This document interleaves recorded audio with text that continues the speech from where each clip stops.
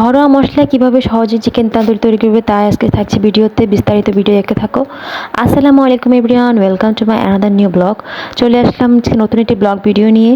আজকে থাকছে একটু রেসিপি থাকছে চিকেন তান্দুরি। প্রথমে চিকেনগুলোকে ভালো করে কিপ করে কেটে নিয়েছি দেখো। তারপর এখানের মধ্যে 3 টেবিল চামচের মতো মরিচের গুঁড়া, 1 টেবিল চামচ ধনিয়ার গুঁড়া, 1 টেবিল চামচ জিরার গুঁড়া আর স্বাদ মতো লবণ দিয়ে 1 টেবিল চামচ আদা বাটা, 1 টেবিল চামচ রসুন বাটা দিয়ে ভালো করে মিক্সড করে নিয়েছি। দেন তারপর এটার মধ্যে টক দই দিয়ে দেবো।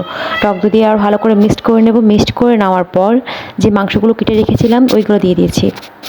দিয়ে ভালো করে মশলাটার সাথে মাংসগুলোকে মিক্সড করে নেবো যাতে ভিতরে মশলাগুলো ঢুকে। এই জন্য হাত দিয়ে ভালো করে এগুলো ভিতরে ঢুকিয়ে দিচ্ছি।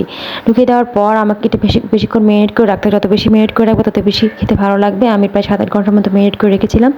দেন ফাইনাল লুক, একটি ফ্রাই প্যানে তেল দিয়ে চিকেনগুলো দিয়ে দিচ্ছি একটু একটু করে। চিকেনগুলোকে প্রথমে হাই হিটে ভাজতে হবে, তারপরে কমিয়ে দিতে হবে। তো এই তো প্রথমে আমি হাই হিটে ভেজে নিচ্ছি। ভালো করে ভাজতে হবে যাতে ভিতরে কাঁচা না থাকে। এই জন্য লাস্ট থেকে লো ফ্লেমে করে রেখেছিলাম। তো ভাজতে ভাজতে এই তো আমার চিকেনের ফাইনাল লুক চলে এসেছে। দেখতে যেমন সুন্দর হয়েছে, খেতে ঠিক তেমনি মজা। এমন ভিডিও পাওয়ার জন্য আমার চ্যানেলের পাশে থাকুন, লাইক সাবস্ক্রাইব করে আমার চ্যানেলের পাশে থাকুন।